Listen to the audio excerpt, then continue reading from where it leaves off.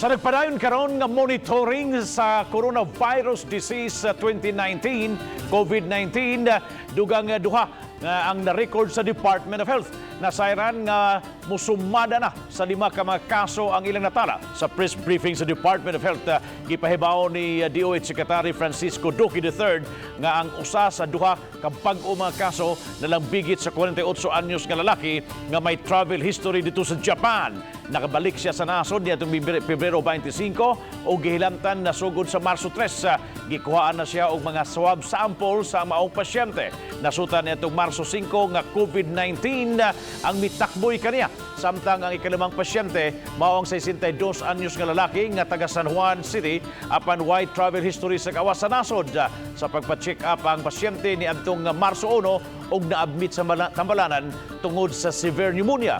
Nasuta usab nga positibo siya sa COVID-19 gahapong adlaw human makuha og sample niadtong Marso 4.